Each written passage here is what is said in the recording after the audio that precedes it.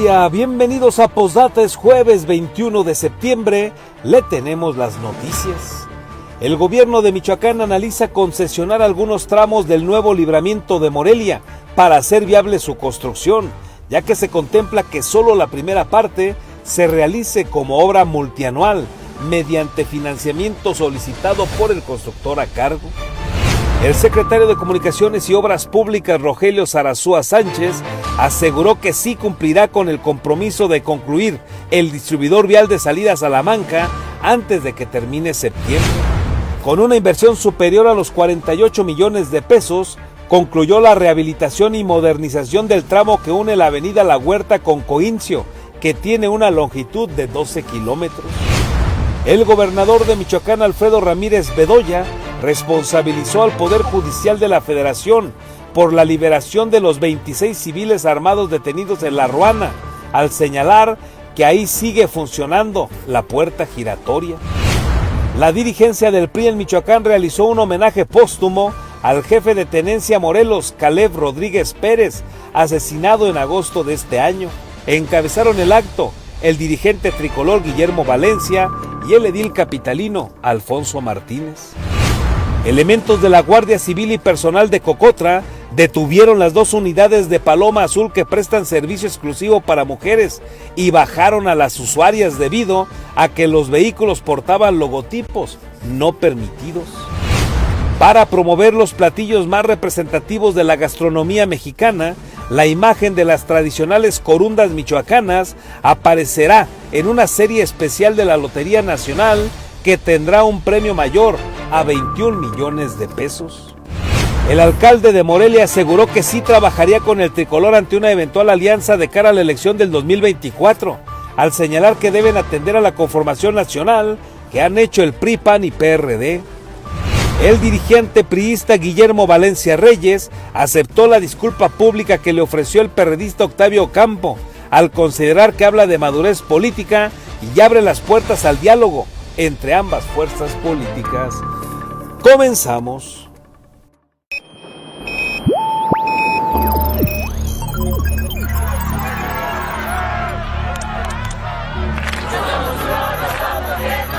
America will again. Alerta. ¡Urgente! ¡Que renuncie el presidente! Vox FM presenta Postdata, periodismo responsable. Postdata, con Carlos Monge. Comenzamos.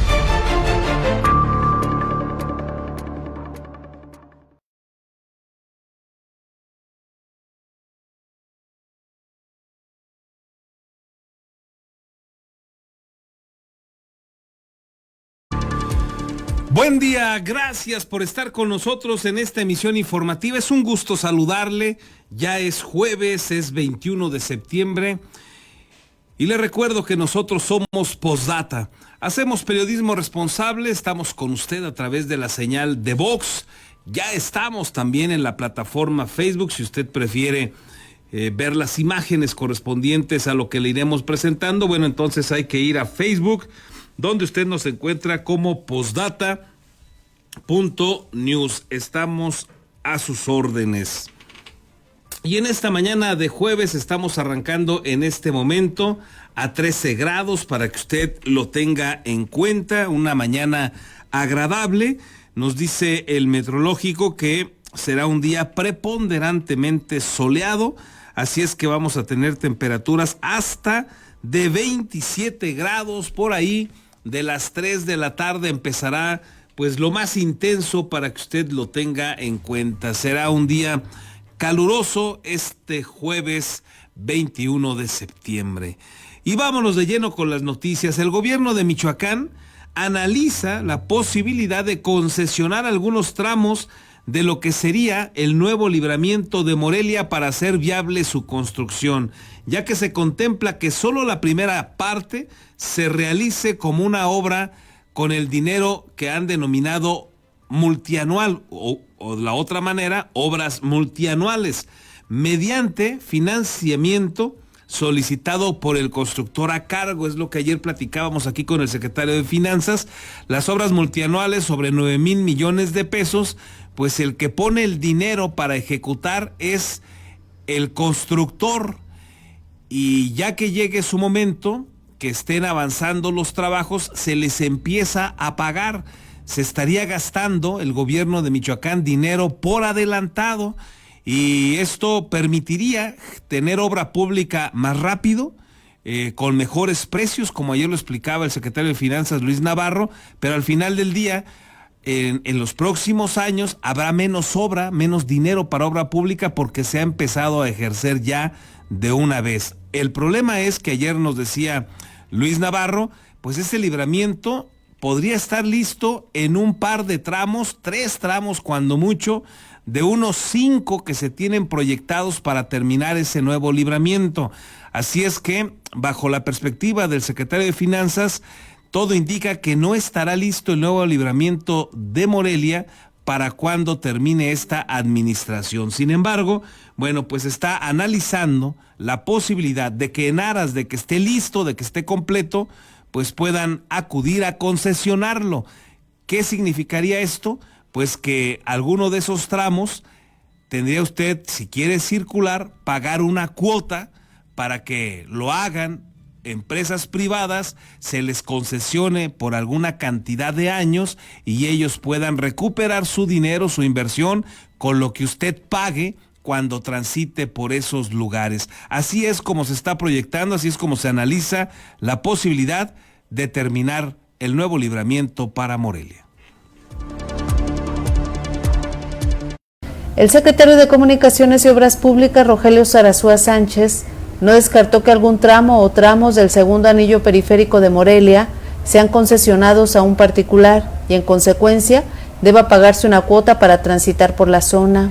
En entrevista, explicó que el primer tramo entre la salida Salamanca y salida Quiroga se ejecutará a través de un esquema de obra multianual, pero además se buscan otros mecanismos que hagan viable la construcción de esta nueva vía de comunicación y no se descarta concesionarla mediante una licitación nacional. Pues es un esquema financiero que finalmente lo que necesitamos es encontrar la manera de cómo se hacerlo, ¿no? Lo más cómodo sería, sabes que no hay dinero y entonces no se hace nada, y entonces estos esquemas de concesión pues te permiten ejecutar obras de ese tipo y si hay un pago como tal. El funcionario estatal explicó que más tarde a fin de año tomará una determinación al respecto, aunque aclaró que se proyectó este nuevo esquema sobre todo para la zona sur de Morelia, donde incluso contemplarán al anillo periférico como instrumento para inhibir el crecimiento urbano hacia esa zona de la capital michoacana.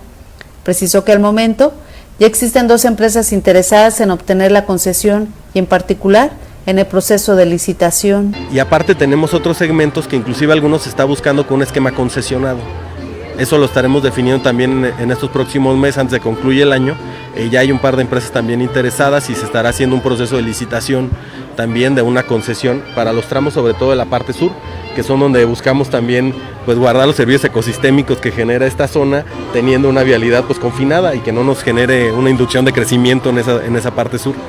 Explicó que podría implementarse un mecanismo que contemple una tarifa sombra, es decir, que se paga solo una parte de la concesión, y eso permite que haya partes del tramo concesionado que sean libres de peaje. Bajo este esquema, solo se tendría que pagar en las secciones donde haya mayor flujo, sobre todo de autotransporte de carga. Con las imágenes de Daniel Guillén, reportó para Postdata, Verónica García. Bueno, pues ahí tiene usted, ¿qué le parece la posibilidad de que se termine una parte de ese libramiento y haya que pagar? ¿Le late la idea? ¿Es correcta?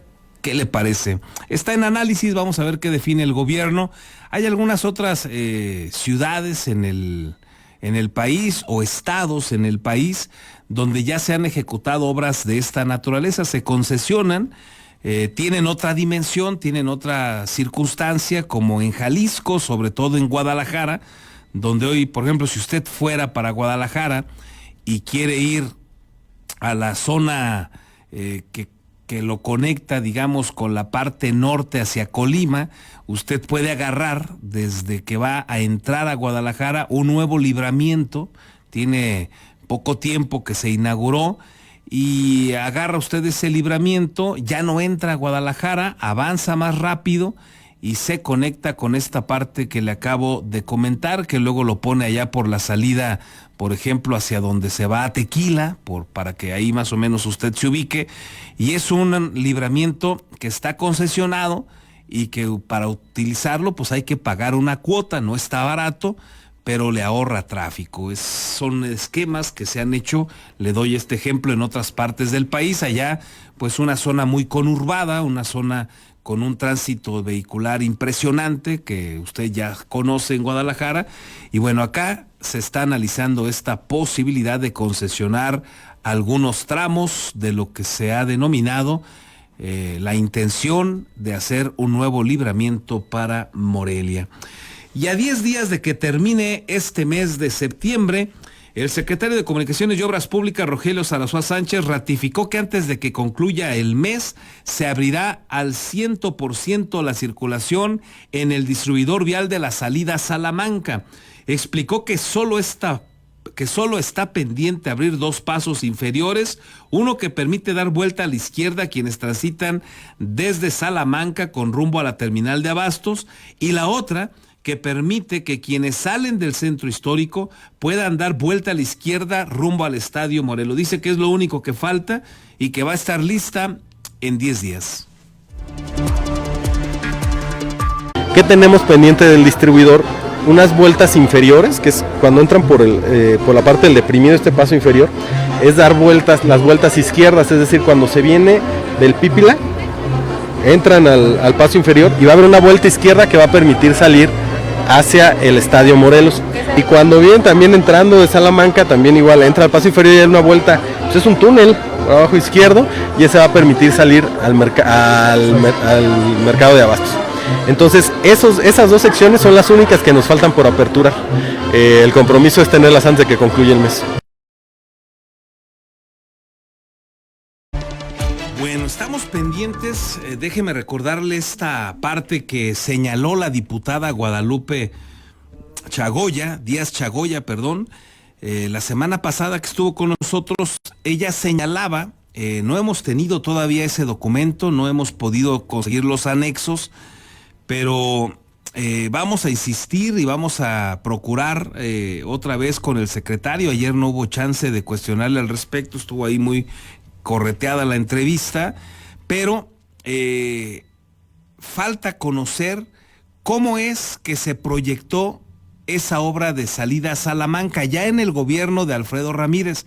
Recordará que eran otras las constructoras que dejó Silvano Aureoles, incumplieron, el gobierno de Alfredo Ramírez les quitó la obra, la volvió a entregar porque fue una adjudicación directa, además con una inversión pues multimillonaria, pero la hicieron una adjudicación directa. También parece un acto indebido. Vamos a ver si al final los diputados le rascan ese asunto o lo dejan pasar, pero el compromiso era tener la lista en marzo, incumplieron. Luego quedaron que iba a estar lista en junio, volvieron a incumplir, y hasta hoy tampoco se ha sabido de ninguna sanción a la empresa que ahora está a cargo de la edificación de esta obra. Y ahora el nuevo reto es que la terminen por lo menos para que se pueda circular en septiembre, porque todavía faltarían cualquier cantidad de trabajos de señalización, para vehículos, para peatones, de terminar las áreas para que no se vean ahí como en obra negra, y todavía faltará un largo trecho para que eso esté finalmente terminado. Pero pues ya por lo menos se podrá circular. Si usted pasa hoy por la de salida a Mil Cumbres, pues todavía no está lista, todavía no queda, como alguna vez nos la presumieron en maquetas, nada que ver con lo que nos habían dicho que iba a ser esa obra. Hoy es una obra fea, terrible, con topes por todos lados. Por ejemplo, si usted viene de Mil Cumbres y quiere integrarse hacia Acueducto, pues se va a topar con una cantidad de topes impresionante, una porquería de obra que hicieron ahí, que se proyectó desde el gobierno de Silvano Aureoles con el aval del gobierno de López Obrador y que terminó el gobierno de Alfredo Ramírez. Pero hay una diferencia sensible. Si usted transita el paso inferior que tiene ese distribuidor de salida a Mil Cumbres, de Camelinas hacia el Libramiento y viceversa, se va a encontrar con que es pavimento. Es una obra que por lo menos está hecha de pavimento. Y esto garantiza, decía aquí la diputada Guadalupe Díaz Chagoya, por lo menos, tendría que durar unos 30 años, más o menos. Funcional, que no haya baches. Bueno, la tragedia es que si usted circula hoy por la de salida a Salamanca, pues no hay concreto. La gran mayoría de los trabajos que se hicieron es con asfalto. Y si usted camina, por ejemplo, circula la que va de Morelos Norte a conectarse ya con la salida a Salamanca, ahí por donde está el Tecnológico de Morelia, se va a percatar de que es asfalto y ya tiene parches la obra. Todavía ni la terminan y ya se le notan los parches. De ser así, que está proyectada, vamos a ver si los diputados le rascan para ver si no está excesivamente cara la obra cuando no tiene concreto hidráulico, cuando no se pavimentó de manera correcta. Porque si le metieron solamente esta terminación con el clásico chapopote, el asfalto, pues, en lugar de concreto hidráulico, pues entonces vamos a tener seguramente afectaciones cada rato. Una obra de esas, si bien nos va, podría durar unos 3 años, si bien nos va. Pero si no tiene la oportunidad de que se vaya el agua, que tenga las maneras correctas de sacar rápido el agua, eso va a estar lleno de baches a las primeras lluvias que le caigan. Vamos a ver si esto se indaga de manera correcta, porque parece ser que la obra de salida a Salamanca es una porquería desde el asunto en que la están haciendo pues con estas deficiencias. Y eso no hay que ser ingenieros, usted y yo ya nos la sabemos. Si cuando las hacen con concreto se les quebran, ahí tiene la que hizo Wilfrido Lázaro cuando era alcalde de Morelia en el zoológico, en la calzada Juárez. Hoy si usted pasa por ahí, sigue quebrada y cada día peor. Y es una obra que debía durar cuando menos 30 años. Y se quebró a los días de que se abrió a circulación, a las semanas. Obras con toda la tecnología que hoy tenemos, que se vuelve inaudito y que no hay más que pensar en que hubo corrupción, que para su buena suerte nunca se sanciona, no hay rendición de cuentas, porque tenemos avenidas como la Madero, que tiene, ¿cuántos años le gusta a usted esa avenida? Y en su gran mayoría se mantiene bastante saludable si la comparamos, por ejemplo, con esa que hizo el priista Wilfrido Lázaro Medina en aquellos días que fue alcalde de Morelia. Bueno, pues hoy la tragedia es que son lentos y todo indica que mal hechos los que están construyendo la de salida a Salamanca, que no le han puesto concreto hidráulico como nos hubiéramos esperado la mayoría, y vamos a ver pues si el gobierno transparenta ya en definitiva, y si no les vamos a insistir, pues por qué la hicieron así, por qué está tan mal hecha esa obra que ya licitó el gobierno de Alfredo Ramírez. Así las cosas. Además, el gobernador Alfredo Ramírez anunció que analiza lanzar el segundo programa de obras multianuales de su administración para realizar infraestructura educativa por 3,000 millones de pesos que tendrían que contratar con financiamiento o deuda bancaria los particulares o empresas que los ejecuten. Aseguró que están haciendo cuentas antes de presentar la propuesta al Congreso del Estado. Estamos haciendo cuentas con el secretario de Finanzas, con Luis Navarro, con Rogelio Zarazúa, con Gaby Molina, secretaria de Educación, para ver si nos dan los números y podemos lanzar un programa de obras multianuales por ahí de 3,000 millones de pesos para las escuelas de Michoacán, para que todas las escuelas de Michoacán tengan recurso, sean escuelas dignas para las niñas y los niños de nuestro estado.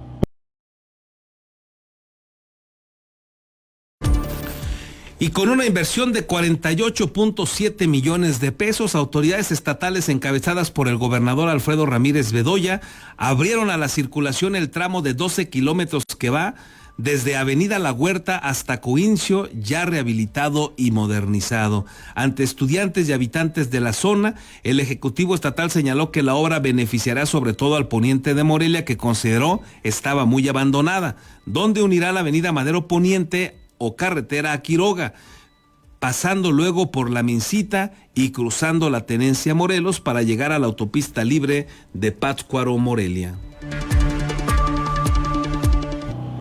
Hoy estamos invirtiendo 6,000 millones de pesos para rehabilitar 1,100 kilómetros en el estado, sin deuda pública, porque durante muchos años los gobiernos nos engañaron diciéndonos que había que endeudar al Estado para hacer obra, que no había de otra, que había que pedir deuda. Desgraciadamente pedían deuda, pedían miles de millones de pesos de deuda y no se veía la obra. No había obra pública significativa en el Estado. Hoy es obligado que mi gobierno invierta en las carreteras del Estado. Bueno, pues ahí está este señalamiento que hace el gobernador. Tiene razón, luego se endeudaba al Estado y era una tragedia porque las obras o salían carísimas y no pasaba absolutamente nada en materia de rendición de cuentas, como la presa J. Mójica, que se firmó el contrato a mano alzada, según eso, porque ya no iba a aumentar el precio, y luego resultó una tragedia el costo de esa presa que hizo el gobierno de Leonel Godoy, que endeudó de manera gravísima el Estado. Fueron los dos gobiernos que generaron una tragedia en cuanto a la deuda se refiere, el de Lázaro Cárdenas Batlle y el de Leonel Godoy Rangel. Pero esto que hoy hace el gobierno de Alfredo Ramírez, habrá que ver primero si efectivamente da buenos resultados. Hay que ver. No se puede cantar victoria con los gobiernos por adelantado. Hay que ver que efectivamente resulte. Pero, como dice, por lo menos la obra pública se empieza a ver más rápido, es más evidente. El pero que hay aquí es que también es deuda. Nada más que luego ya ve que a los gobiernos les gusta decir que no se endeudan, pero sí es deuda. Ayer aquí lo reconoció el secretario de Finanzas. Se gastan por adelantado el dinero que van a tener para obra pública en otros años. Pero sí es deuda. Se va a tener que pagar. Hay alguien más que hoy la asume, que será el constructor, pero se firman contratos, tiene que haber avales del gobierno, se tiene que comprometer el pago y se está gastando dinero por adelantado. Si eso no es deuda, pues no sé entonces qué sea la deuda. Ahí tiene usted, pero ojalá que este esquema dé buenos resultados. Ayer también el gobernador responsabilizó al Poder Judicial de la Federación por la liberación de los 26 civiles armados detenidos en La Ruana. Al estilo de López Obrador, señaló que en Michoacán, en el Poder Judicial, dice él, sigue funcionando la puerta giratoria entre una comunidad de funcionarios dorada con unos sueldazos que no hacen bien su trabajo. Esto es lo que consideró al estilo López Obrador Alfredo Ramírez. El gobernador Alfredo Ramírez Bedoya responsabilizó al Poder Judicial Federal de la liberación de los 26 civiles armados que fueron detenidos el sábado 16 de julio en La Ruana, municipio de Buenavista, al denunciar que liberan muy fácil a las personas detenidas, luego de que el juez declaró de ilegal la detención, al considerar que la Fiscalía General de la República no aportó elementos para acreditar su responsabilidad en la aportación de armas de fuego. El mandatario señaló que en ese poder aún sigue funcionando la puerta giratoria. Bueno, ya es una responsabilidad del Poder Judicial Federal. Tenemos siempre dificultades con el Poder Judicial de la Federación porque liberan de manera muy fácil a las personas que detenemos. En el Poder Judicial Federal desafortunadamente todavía sigue funcionando la puerta giratoria y tenemos ahí alguna dificultad para lograr la justicia, lograr la paz, la tranquilidad. La verdad es que hay mucha insensibilidad de los jueces federales, lo digo con todo respeto, pero no están a la altura de las necesidades del país. En entrevista, Ramírez Bedoya aseguró que su administración trabaja muy bien con la Fiscalía General de la República y la Fiscalía General del Estado, al precisar que es recurrente que los detenidos que son liberados por orden del Poder Judicial Federal, luego son detenidos en flagrancia del delito o son asesinados en la confrontación de bandas delincuenciales. Y nos pasa que luego a los que liberan los detenemos después, participan en otros actos de violencia. Es recurrente. Vamos a hacer una revisión de ese tema, se los voy a presentar. Casos específicos donde detenemos a presuntos delincuentes, los jueces federales los liberan y a los 3-4 días a la semana amanecen, son partes de los homicidios dolosos en alguna confrontación con grupos de la delincuencia, o los volvemos a detener, ¿sí? O les detienen también después actos delictivos. El mandatario estatal reportó que la situación de inseguridad en La Ruana es tranquila, es normal, y rechazó tener algún reporte sobre la detención del jefe de tenencia, luego de que se conoció que en la jefatura se encontraron las armas que les atribuyeron a los detenidos. Con las imágenes de Daniel Guillén, reportó para Posdata, Verónica García. Bueno, ahí lo que señala el gobernador, un tema delicadísimo, pero no hay pruebas. Y en la justicia, si no se tienen pruebas, pues los abogados defensores van a usar todo lo que esté a su alcance para liberarlos. Aquí la tragedia es que si eran culpables, pues qué lástima que las autoridades responsables no tuvieron las pruebas para poderlos sancionar conforme a derecho. Qué lamentable que no se tuvieron esas pruebas, si es que algunos de ellos efectivamente, o todos, son responsables. Qué lástima, porque hoy lo que se conoce pues es que no hay pruebas. No se les pudo acreditar que fueran dueños de las armas. Hay un posible responsable que no han encontrado, que es el jefe de tenencia en La Ruana, a donde encontraron las armas. Pero ninguna de estas personas detenidas, si es que fueran delincuentes, si es que hubieran cometido una falta, alguno de ellos puede ser que sea un delincuente, pero no lo agarraron en ese momento con las armas. No había sus huellas en ninguna de las armas. No había manera, pues, de responsabilizarlos de ello. ¿De veras el gobernador cree que tendrían que meterlos a la cárcel así nada más porque alguien o algunas autoridades creen que son responsables? Pues no, la justicia en nuestro país tienes que tener las pruebas para poder procesarlos. Es un tema bien complicado, sin duda bien complicado. Me parece que a todos nos molesta que cuando se detiene a un presunto responsable no haya las pruebas contundentes, pero de eso a todo lo que dijo el gobernador del Poder Judicial, de los jueces, qué rudo. Y bueno, pues el gobernador siguiéndole los pasos al presidente López Obrador, que un día sí y otro también agrede a este grupo de especialistas en materia de justicia, y no se descarta que haya algunos corruptos, la verdad es que no se descarta. Híjole, pero generalizar a todos y cuando no se tuvieron los elementos probatorios, complicado el tema, Pero bueno, pues eso fue lo que sucedió ayer en las declaraciones del gobernador, luego de esta detención que parecía importante, que se celebró, de 26 presuntos delincuentes que finalmente fueron liberados por falta de pruebas. En otros asuntos, la dirigencia del PRI en Michoacán realizó un homenaje póstumo a quien fuera jefe de la tenencia Morelos, asesinado, recordará usted, Caleb Rodríguez Pérez.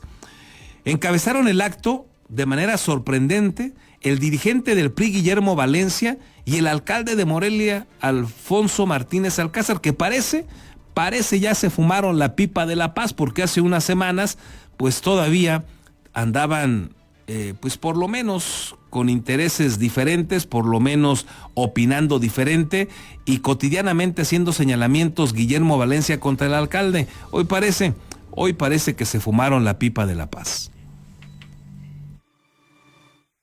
El Comité Ejecutivo Estatal del PRI realizó un homenaje a Caleb Rodríguez Pérez, jefe de tenencia de Morelos, asesinado en agosto de este año, en homenaje en el que estuvieron presentes el dirigente estatal del PRI, Guillermo Valencia Reyes, y el presidente municipal de Morelia, Alfonso Martínez Alcázar. En su intervención, el alcalde señaló que Caleb Rodríguez era una persona que representaba un liderazgo valiente y disruptivo, que acudía al ayuntamiento a gestionar recursos y pedir por su gente, que contagiaba con su ánimo y su deseo de hacer equipo, pero no pudo ver concretados algunos de sus anhelos, como el de la ruta de transporte exclusiva para mujeres. En Tenencia Morelos también se tenía programado el lanzamiento de la ruta exclusiva para mujeres.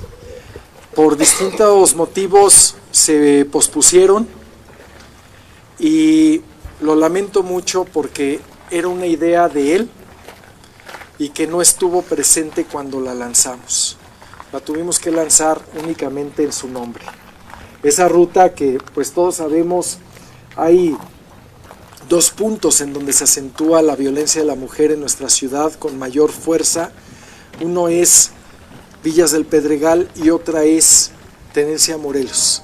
En Tenencia Morelos él actuó y hizo algo.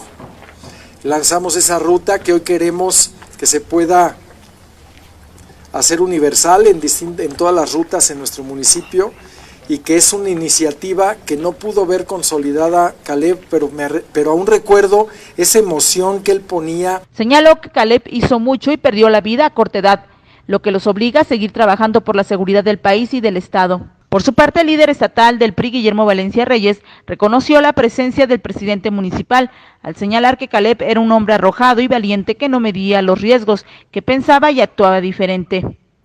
Y así era Caleb, un hombre arrojado, un hombre valiente, un hombre que a veces incluso no medía los riesgos y que pensaba y actuaba diferente. Y yo me quedo con esa versión de Caleb, a quien reconozco y siempre reconoceré. Y por eso como partido estamos haciendo este reconocimiento, porque es un revolucionario más. Está junto a un hombre como don Hipólito Mora, a quien él admiraba. El dirigente reconoció que la presencia de Alfonso Martínez en el homenaje sería de gran alegría para Caleb, por lo que reconoció que se haya hecho un espacio para estar en este homenaje en el que priistas rindieron los honores a un revolucionario y a los revolucionarios como Caleb, que no tienen colores partidistas. Reportó para Postdata América Juárez Navarro. Elementos de la Guardia Civil y personal de Cocotra detuvieron las 2 unidades de Paloma Azul que apenas hace unos días habían puesto en marcha con el Ayuntamiento de Morelia un servicio exclusivo solamente para mujeres, para tratar de generarles seguridad y confianza. Bueno, pues ayer las detuvieron, son unidades de la Paloma Azul, y bajaron a las usuarias que iban en los camiones y los detuvieron porque portaban logotipos no permitidos en el transporte público. Dice Alfonso Martínez que él considera que el pretexto por el que los bajaron es porque traían ahí el logotipo de Morelia Brilla. El presidente municipal de Morelia, Alfonso Martínez Alcázar, denunció que la Comisión Coordinadora de Transporte Público, Cocotra, y la Guardia Civil de Michoacán detuvieron las 2 unidades que son destinadas al transporte de mujeres para viajar de manera segura y cuya ruta es de Tenencia Morelos al centro de Morelia. Para denunciar que lo que hablé hace unos momentos en el micrófono respecto a esa iniciativa de Caleb, de las unidades para el servicio de las mujeres, en este momento Cocotra y la Guardia Civil detuvo a las 2 unidades y bajó a las mujeres de los camiones, supuestamente por tener logotipos no permitidos. Quiero suponer que se refieren a los logotipos del gobierno municipal. Si ese es el problema, que se los quiten, pero que permitan que haya este servicio en nuestra ciudad, no solamente por esa ruta, sino por las otras que deberían de también tenerlo. Confió en que no se trate de un tema político, en donde las que no tienen nada que ver son las mujeres, y la ruta que hizo una buena acción, que se estaba presumiendo y que era en memoria de Caleb Rodríguez, jefe de tenencia de Morelos, asesinado en semanas pasadas, siga su marcha. Asimismo, el alcalde informó que las 2 unidades vehiculares se encuentran bajo resguardo de esta dependencia estatal y dijo que cumplen con todas las especificaciones que la ley marca para realizar estos viajes y están detenidas en Changari. Reportó para Postdata América Juárez Navarro. Y ante una eventual alianza PRI-PAN-PRD en Michoacán, el presidente municipal de Morelia, Alfonso Martínez, señaló que sí se ve trabajando con el PRI. Consideró que el tricolor tiene institucionalidad y, atendiendo a la misma, acudió al Comité Ejecutivo Estatal para el homenaje a Caleb Rodríguez, quien fuera jefe de la tenencia Morelos, asesinado en agosto pasado. Consciente de que con el PRI los une no solo trabajar por la ciudad y el país, sino también por un proyecto nacional con el cual se tiene que estar juntos haciendo equipo para sacar adelante el proyecto. Es que debemos de dejar los temas electorales hasta el año que entra, porque hoy vemos cómo los golpes se arrecian cuando se habla de procesos electorales, y yo creo que debemos de lanzarlos lo más lejos que podamos y lo más cercano a la elección para poder tomar decisiones, hablar de procesos. Hoy lo que tenemos que hacer es trabajar. Y bueno, hoy ya tenemos un gran comienzo, que es el trabajar juntos por un proyecto nacional, y por supuesto que tendremos que trabajar, y por mi parte lo estaré haciendo teniendo todo el cuidado y toda la atención para que el proyecto se consolide en todos los niveles de los procesos que se enfrentarán el siguiente año.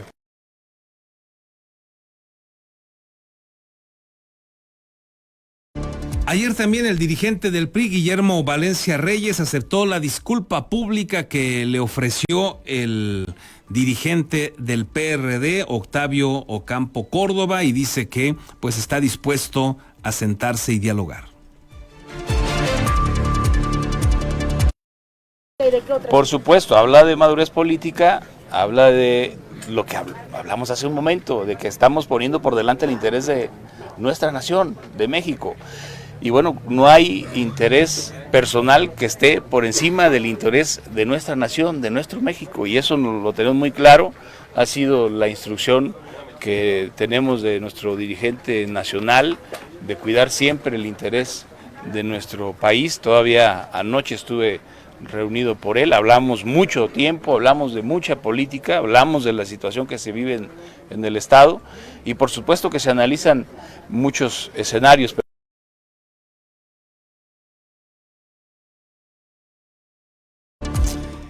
Bueno, pues ahí está esta posibilidad de diálogo entre los dirigentes del PRI y del PRD. Ya le platicaremos cómo evoluciona. Hoy vamos a platicar, mientras tanto, con el diputado Juan Carlos Barragán, diputado local de Morena. Lo hemos invitado a platicar un ratito porque, bueno, justamente ayer entregó, mejor dicho, su informe de labores del segundo año al Congreso de Michoacán. Así es que gracias por estar con nosotros, diputado. ¿Cómo estás? Tocayo, con el gusto saludarlos a todos los que nos escuchan a través de Vox y Postdata. ¿Qué destacas de este segundo año de trabajo? Pues dos años intensos de mucho trabajo, de muchas propuestas, de iniciativas, de decretos, de reformas al seno del propio Congreso, 163 iniciativas ya a la fecha, 30 ya aprobadas. Y bueno, ¿qué destaco? Pues la falta de productividad al interior del propio Congreso, que tenemos un gran rezago, tenemos 2 años de trabajo legislativo, muchas iniciativas nosotros presentadas, pero las comisiones no están trabajando, y ahí es donde nosotros hacemos un llamado a nuestros compañeras y compañeros diputados, los otros 39 compañeros diputadas y diputados, pues para que se pongan a arrastrar el lápiz y a dictaminar. No necesariamente nos tienen que dictaminar a favor, también nos pueden dictaminar en contra e irnos al debate, al pleno del Congreso, porque de eso se trata, de debatir las ideas, de debatir qué es lo que le conviene y qué es lo que le beneficia o qué le perjudica a la sociedad en general, pero sobre todo la buena disposición también de muchos vecinos, vecinas del municipio de Morelia. Eso quiero destacarlo, porque pues han sido iniciativas que surgen del diálogo, de escucharlos, de trabajar con ellos. El tema de tipificar y que se persiga de oficio, por ejemplo, la violencia familiar, eso es un tema que trabajamos y platicamos en muchas ocasiones con las amas de casa de Villas del Pedregal, que es el foco rojo más grande del estado de Michoacán en materia de violencia familiar. Y entonces nos decían, es que el agresor viene y golpea a la señora, o la agresora tiene actos de violencia en contra de los hijos y no se persigue de oficio, presentan las denuncias y después las retiran. Hoy que estamos proponiendo, pues que se persiga de oficio, que todo aquel que conozca de este tipo de delitos vaya y denuncie y no haya posibilidades de que puedan retirar la denuncia. ¿Esa es una iniciativa tuya? Esa es una iniciativa nuestra que tenemos que consolidarla en este tercer año legislativo, porque si no, no vamos a acabar con la violencia. La violencia no se origina en la calle, se origina en el seno de los hogares, y tenemos que comenzar a trabajar para ir disminuyendo estos factores que originan la violencia. Acabar con las carencias, acabar con la condición de pobreza extrema, generar oportunidades para la gente a través de las iniciativas y del trabajo legislativo que nosotros realizamos para que esto pueda cambiar. Si no, no vamos a poder modificar la conducta de la gente en la sociedad. La violencia es un grave tema que estamos viviendo.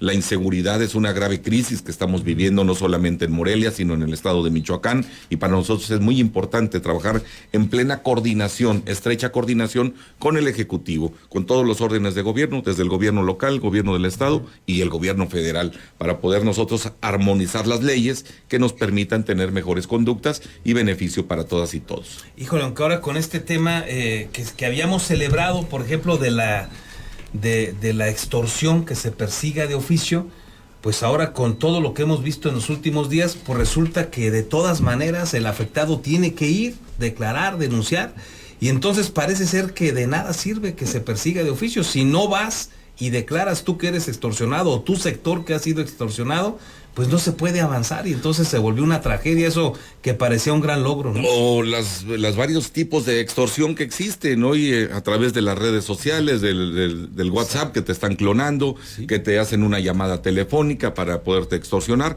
y no está sucediendo nada, se queda solamente en el papel. Tenemos que hacer que el Ejecutivo, quien ejecuta las leyes, las fiscalías, la Secretaría de Seguridad Pública, el Ejecutivo del Estado, los órganos municipales, todos puedan atender la misma dinámica y poder atender las mismas reglas para poder atender la necesidad del quejoso, porque entonces se va a quedar solamente en buenas voluntad. ¿De qué nos ganamos nosotros estar legislando, estar debatiendo, ponernos de acuerdo durante meses para hacer este tipo de leyes cuando no las van a saber ejecutar?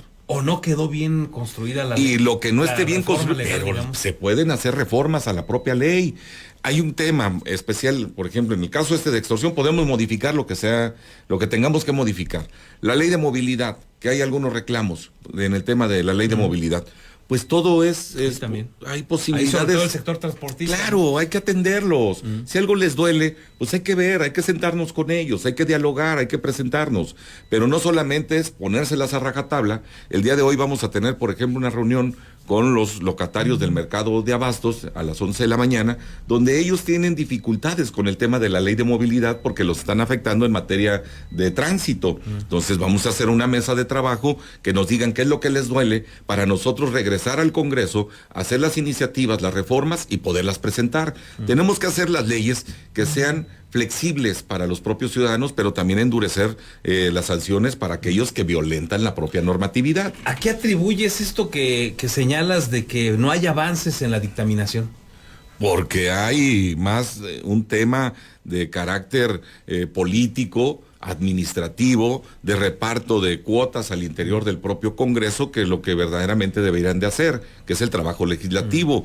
Hay un rezago grande que lo detiene la propia Junta de Coordinación Política, que es este grupo de 7 o 8 personajes que se creen los tomadores de decisiones al interior del propio Congreso y que no están trabajando, ni siquiera suben a la tribuna a debatir. ¿Quiénes son? Pues los coordinadores de los grupos parlamentarios, estos conforman la Junta de Coordinación Política, y luego algunas comisiones que no tienen buena armonía al interior de las propias comisiones, la Comisión de Justicia, que tiene paralizadas yo creo que ahí cerca de 150 iniciativas que tenemos ahí, solamente de nosotros tenemos cerca de 26 en la Comisión de Justicia, y que no avanzan porque no se llegan a reunir, no se convocan, y porque no saben o no quieren arrastrar el lápiz, o porque son iniciativas que presentó el diputado Barragán y lo toman como un tema político, cuando la gente está esperando que resolvamos el tema de este tipo de iniciativas que hemos presentado. Los ataques con ácido, por ejemplo, que ya son un caso que en Oaxaca es un caso muy sonado y a nivel nacional. Hay que prevenirlo, ¿no? Y hay que prevenirlo, y ahí está, en la congeladora, el tema de quitarles la patria potestad a los feminicidas. Sí, ¿qué problema puede ser, no? Pues eso es en beneficio de las familias y de evitar que siga creciendo la violencia en un seno familiar. Es decir, ese tipo de iniciativas ahí se encuentran paralizadas porque no quieren dictaminarlas, o no quieren, o no pueden, o no saben cómo dictaminar. ¿Cuál sería el reto mayor para lo que resta de esta legislatura, diputado? Ya son pocos meses, se va a ir muy rápido porque se viene el tema del proceso electoral, ya arrancó el proceso electoral, se viene el tema del presupuesto, que también nos va a tomar mucho tiempo, pero el reto más importante es poder litigar, poder consensar y poder acordar las iniciativas que hemos presentado para que ya sean aprobadas por lo menos de aquí al mes de diciembre o al mes de enero a más tardar, porque después ya se vienen los procesos electorales y el Congreso del Estado se comienza a descomponer, llegan algunos suplentes y entonces se retrasa o se quedan en el archivo las propias iniciativas, que ya son cerca de 600 que hay solamente en la congeladora de esta 75 legislatura.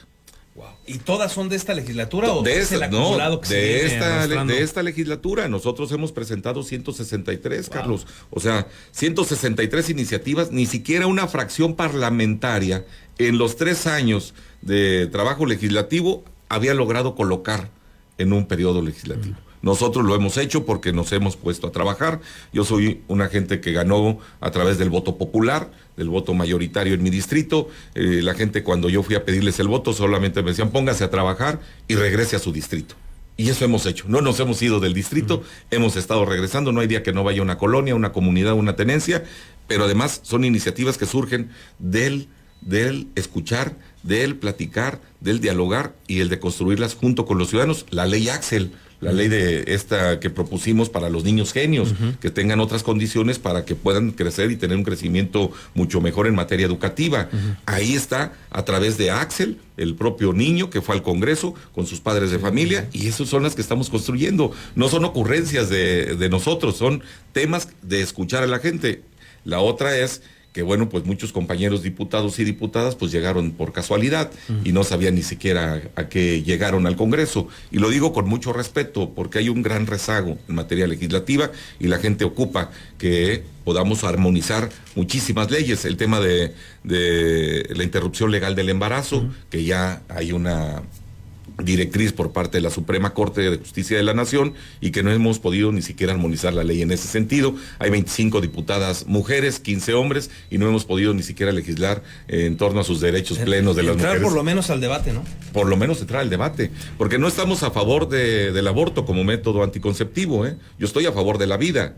Nosotros estamos a favor de la vida. Pero quieres que se legalice el aborto. No, pero yo quiero que las mujeres tengan el derecho a decidir. Los derechos plenos de las mujeres. Eso es lo que dice la Suprema Corte. Otorgarle los derechos plenos. Yo estoy a favor, yo soy hijo de madre soltera. Imagínate que mi madre hubiese tomado la decisión de abortar, pues no estaríamos aquí. Soy padre de 4 hijos. Pues imagínate que yo estuviera a favor del aborto, pues no sería padre de ninguno. ¿Sí? Yo estoy a favor de la vida, pero estoy a favor de los derechos plenos. Estoy a favor de tus derechos. Y a lo mejor el ideal es que alguna vez, con un mundo ya tan accesible a la información, pues no sea necesario el aborto, ¿no? Claro. Más bien, lo ideal es la prevención. Oye, no me quiero embarazar. Bueno, pues entonces me cuido, ¿no? Pareciera más sencillo eso. No el aborto como un método anticonceptivo, que no sea un tema de esa característica, que sea en un tema preventivo, en lo que establece la Suprema Corte. Hay 3 supuestos. Con eso es con lo que estás de acuerdo. Con eso es en lo que yo estoy de acuerdo. Y bueno, pues el tiempo, decía, se acaba y te pregunto ahora para que nos actualices, ¿sigues pensando en buscar ser alcalde de Morelia? Yo tengo 20 años trabajando en mi ciudad. Si alguien conoce Morelia, las más de 1025 colonias, las 164 comunidades y las 14 tenencias, es Juan Carlos Barragán. Tengo la fuerza, el liderazgo y tengo el gran compromiso y tengo la experiencia para la toma de decisiones en nuestra ciudad. Conozco los problemas de la ciudad, sé lo que le duele, sé y tengo propuestas de solución para los temas de inseguridad, para los temas de desempleo, tengo la experiencia y sé cómo atender los principales problemas en materia de servicios públicos en Morelia. Entonces, nosotros vamos a esperar a que se emita la convocatoria. Hoy lo principal es consolidar la cuarta transformación. Estamos caminando ya de manera integral con la doctora Claudia Sheinbaum, quien es la coordinadora para la defensa de la cuarta transformación. Quiero que se consolide este tema, quiero que ella sea la candidata a la presidencia de la República y quiero que ella sea la presidenta de la República, y en ese sentido también nosotros acompañar y ver en dónde nosotros cabemos en este proyecto para nosotros poder amalgamar todo nuestro trabajo y todo nuestro esfuerzo y toda nuestra experiencia para aportarla al movimiento. Ya te olvidaste de Marcelo Ebrard. Marcelo, si él decide quedarse en Morena, él tendrá aquí un gran equipo y grandes amigos. Y si decide irse de Morena, pues habrá dejado un gran equipo y grandes amigos en Morena. Y finalmente, Juan Carlos, ¿te sientes en desventaja hoy en la búsqueda de la candidatura? Porque vemos a un gobernador, Alfredo Ramírez, que percibo que ya tiene a su candidato, y su candidato se llama Luis Navarro. Y yo no conozco a quién pudiera todavía impulsar Raúl Morón, pero sin duda es otra fuerza hoy importante en Morena, Michoacán, y también tratará de tener su propio candidato. Tú no eres pues de ninguno de los dos. ¿Cómo la ves? Yo aspiro a ser el candidato o ser el preferido del pueblo de Morelia y tener el apoyo incondicional de Raúl, del gobernador, del presidente de mi partido y de todos los militantes de mi partido y de toda la gente del pueblo de Morelia. A eso es a lo que aspiro. Si yo no tengo eso, entonces no tendría ninguna posibilidad.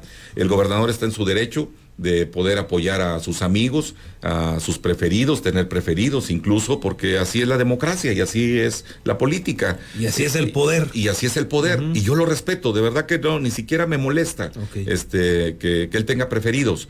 A mí lo que me molesta son las desigualdades, la falta de oportunidades, la pobreza, eso sí me molesta, que no se atiendan las cosas en nuestra ciudad, que no se resuelvan los problemas, eso me molesta. En política todo lo demás lo podemos resolver. En política lo único que es cierto es lo que ya pasó. Así que todavía falta mucho camino por recorrer. Vamos a seguir trabajando y construyendo con el gobernador. Yo he sido muy generoso con el gobernador, hemos trabajado con él, hemos hecho equipo con él, lo vamos a seguir haciendo, lo voy a seguir respaldando en todas las decisiones que él tome, porque es mi gobernador por el cual yo voté, él representa la cuarta transformación, pero también si en alguna ocasión se llegase a equivocar, eso también lo vamos a señalar. También. Oye, antes de que te vayas, ya se nos termina el tiempo, pero hace rato yo comentaba y no he podido accesar a esa información, no la tengo, a ver si tú la tienes como diputado. El distribuidor de Salamanca, la última etapa que ya adjudica de manera directa el gobierno de Alfredo Ramírez Bedoya, pues ahora la están terminando con chapopote, con asfalto. Cuando todo el mundo nos hubiéramos imaginado que, como pasó con el de salida a Mil Cumbres, iba a ser de concreto. ¿Tú qué sabes? ¿Iba a ser de concreto o iba a ser asfalto? No, es que es concreto, pero se le pone una capa de reencarpetado para disminuir la presión de las llantas por el tema del peso. Entonces yo me comprometo. ¿Sí hay concreto abajo? Sí hay concreto abajo. Yo me comprometo contigo de darle una visitada, hablar con el secretario. ¿Platicamos? Hablamos con el secretario, te invito para que nos acompañes y hacemos la supervisión de la obra. Porque yo acabo de pasar y ya se le notan parches, Pues le notarán partes porque ya tiene mucho tiempo también la obra, así nos la dejaron. Pero nos la dejaron incompleta que... y además en un tema de corrupción terrible por parte del gobierno silvanista también. En eso coincido y vamos a ver si hay consecuencias. Pero vamos, si quieres, esta misma semana o la semana que entra, hablo con el secretario de Obras, con Rogelio Sarasúa, que además es un tipo muy trabajador y muy echado para adelante y además eso, ¿no? muy atento. Y vamos y atendemos. Porque ya la empresa ya les dio a tole con el dedo, nos dijeron que iban a estar en marzo, luego en junio y ahora que en septiembre, y quién sabe cómo se fueron modificando los propios proyectos de la propia obra, porque estaba en pésimas condiciones, Carlos. De verdad que había que comentarlo. Yo estoy en la Comisión de Desarrollo Urbano. Pero pudieron evaluarlo, diputado. Se evaluó. Ojalá que ustedes chequen, pudieron evaluarlo y proyectar, y me parece que evaluaron mal y proyectaron mal, por eso hay tantos errores. Porque además la empresa que se le había otorgado, pues se fue con la lana. Esa es la otra. Se le dieron anticipos elevadísimos sin haber hecho la obra correspondiente. Entonces, pues también eso está a detalle, en materia jurídica. ahí está dándole seguimiento y nosotros estamos al pendiente del tema desde la Comisión de Desarrollo Urbano. Diputado, te agradezco que hayas venido a platicar hoy con nosotros. Muchas gracias, como siempre te escuchamos cuando llevamos a mi hijo a la escuela. Muchas gracias. Ahí estamos, el diputado Juan Carlos Barragán, que pues recién ha presentado su segundo informe de labores al Congreso de Michoacán. Una breve pausa, regresamos. Postdata, periodismo responsable. Continuamos.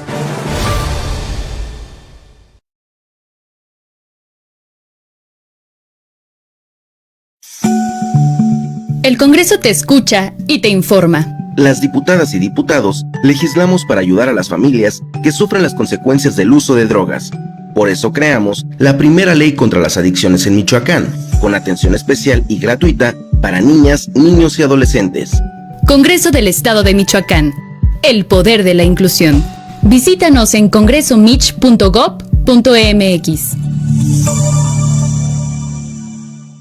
Beskid, asesoría profesional en seguros. Si necesitas proteger a tus seres más queridos, proyectar a futuro sin que nada te detenga o cuidar de tu patrimonio, estamos a tus órdenes en el número telefónico 33 34 97 96 93 o bien en el correo electrónico armando@beskid.com. El licenciado Armando Dueñas Díaz, profesional en asesoría de seguros, espera su llamada. El Congreso te escucha y te informa. Las diputadas y diputados legislamos para acercarnos y trabajar de la mano con los michoacanos. Por eso, generamos un programa especial de iniciativas ciudadanas que permita más y mejores leyes construidas directamente por la gente. Congreso del Estado de Michoacán. El poder de la inclusión. Visítanos en congresomich.gov.mx.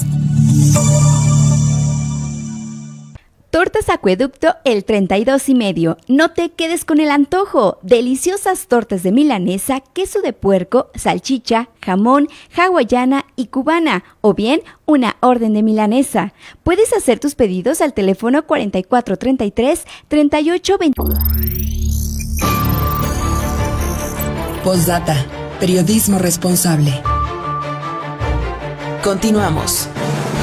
Ya estamos de regreso, muchas gracias por continuar con nosotros. Déjeme informarle también que para promover los platillos más representativos de la gastronomía mexicana, la imagen de las tradicionales corundas michoacanas aparecerán en una serie especial de la Lotería Nacional que tendrá además el premio mayor a 21 millones de pesos. La imagen de las tradicionales corundas michoacanas, elaboradas con maíz y envueltas con hoja de milpa, colocadas en las manos de una mujer aún con restos de masa, aparecerá una serie especial de la Lotería Nacional, con la que se busca promover y difundir los platillos más representativos de la gastronomía de los 32 estados del país. El billete fue presentado por la subdirectora regional noroeste de la Lotería Nacional, quien informó que se imprimieron 3.600.000 cachitos con este diseño para un sorteo que tendrá un premio mayor de 21 millones de pesos. Las corundas destacan entre los platillos a base de maíz, como lo mencionó, y otros ingredientes originales del territorio que hoy conforma Michoacán. Con el paso de los años, se agregaron a las artes culinarias tradicionales otros ingredientes y otras perspectivas que gozan de gran reconocimiento en la gastronomía nacional. El gobernador Alfredo Ramírez Bedoya destacó la importancia de que las corundas michoacanas aparezcan en un boleto de la Lotería Nacional, ya que representa una difusión masiva de la comida tradicional y la gastronomía del estado, aunque reconoció la dificultad que representó elegir un solo platillo.